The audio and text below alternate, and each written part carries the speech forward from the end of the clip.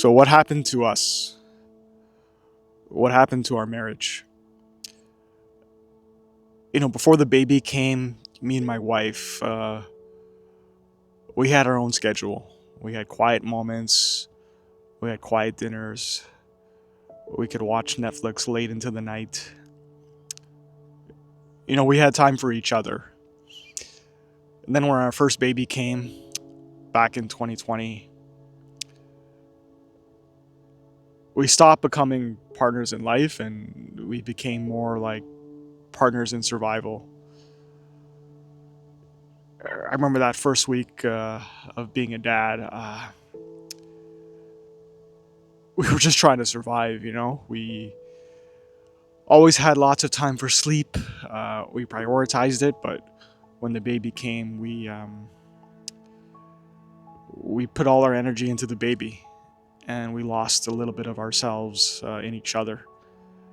The nighttime feeds, the lack of sleep, just trying to give the baby a bath while he was crying. Just, oh man, it was a lot, right? For both of us, and mainly a lot for her, my wife. Waking up every hour can play its toll on the body, right? Um, yeah, it just kind of hit us like a brick wall. We were just trying to survive on our own. We forgot about each other. We, at least for me, I can speak as myself as the father. I got a little selfish. I'm not gonna lie. I thought it was all about me and not about her. Um, I, how do I put this?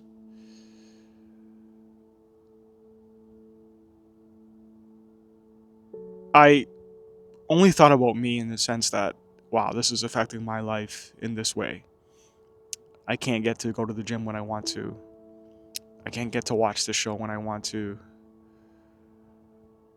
I stopped appreciating what my wife was doing for the both of us. I just didn't, give her that appreciation at the end of the day or during the morning. The little gestures, right, that kind of keep a marriage strong, right? Because we didn't have a lot of time for each other. A lot of our time was for the baby. A lot of our energy was for the baby. We're just trying to figure things out. Um, but looking back on it, I could have done a lot of things differently. I could have just at the end of the night just told my wife, "Hey, I love you. Thank you. I appreciate what you're doing. Appreciate you getting up every hour." And I think that would have meant a lot to her. Instead of just thinking about myself, right? Let's hand off the baby to my wife. She's going to get him ready for bed. I'm going to go downstairs, maybe exercise, maybe go watch a show, maybe catch up on work. I we didn't have a lot of time, right? But I could have at least given her a bit more appreciation during that first week, because that first week is the roughest, and I think I think it would have meant a lot to her. I think it would have meant a lot to her. I've only come to this realization now because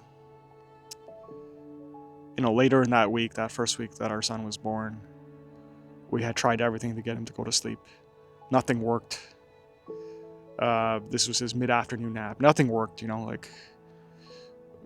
so we just decided to put him in the car seat and go for a drive. Um, and I remember this quite vividly. We went to get bubble tea, and he was asleep in the car.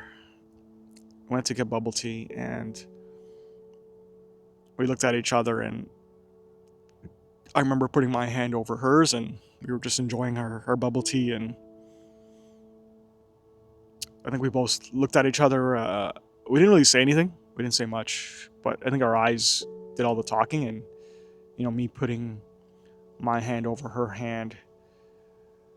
I guess what I wanted to say at that time was, wow, this is tough, but we're going to get through this, right? And I could see her face kind of change. Um, she had hope, right? She had a bit of extra, pep in her step. I could sense her energy shifting, and I only did this later in the week, not throughout the week. And I think that was the moment in my head where I'm like, wow, I could have. My wife was going through it, right? And as her husband, as her partner, I should have been there to, give her a bit more, right? To keep her going. Because that's what partners are for. And I didn't have a lot of energy, and I didn't have a lot of time, but I could have at least have done that, right? I could have at least have shown my support instead of just seeing how tired I was and just going away and doing my own thing and just trying to maximize the hours that I did have alone, right? I could have at least at the end of the evening just given her my appreciation and given her a bit of a boost as she went through those tough nights. Yeah, I think I've learned, when you have a baby, marriage, it's going to change. You can't, especially it's going to change that first week. You can't, and it's going to change throughout, all of the rest of your life, right? To be honest. But I think the key, and I've got 3 kids now, is you're just trying to limit the amount of distance you have from your wife as much as possible. So when, the kids are a bit more grown up and you have more time to reconnect, that the marriage is still alive, right? It's still intact. That would be my biggest takeaway is you guys are both tired. You both lack energy. You're probably, there's probably a lot of passive aggressiveness. You got short tempers, things I've been through it, there's resentment and there's anger and there's without the actual words, right? I've been through that, with me and my wife. And I think those little small gestures like thanking her before she goes into the night with the baby, or even in the morning, just, small little romantic gestures. Like I mentioned, I put my hand over my wife's hand in the car while we were having bubble tea. I think those small little gestures, they go a long way when you don't have a lot of time and energy. They can help kind of shorten that gap between you two, so that when you do have the time to reconnect, there's still a chance of reconnection, right? You guys aren't, we're not going through a divorce. We're still there. We're not as close as we once were, but when I went through that first time, I created a pretty large gap, where I had to now have to win her over, right? And it wasn't easy because we were pretty far apart. We were at a point where we were watching Netflix and we're sitting like 10 feet away from each other, right? And there was no romance, right? And then it slowly had to win her back. And those small little gestures that I could have done in the interim, I think would have made the wooing a lot easier. Would have made the the chase to get her back a lot easier. And so the key is just to try to survive the marriage, right? Try to make that distance as short as possible so that you have an opportunity to win her back. If you do want to win her back. And I definitely did. So that's the end of episode 6. If you enjoyed this series, I'll leave a playlist here at the end. I'm doing 10 episodes for week 1. Just answering questions that I would have asked myself thinking back when I was in week 1 of being a dad.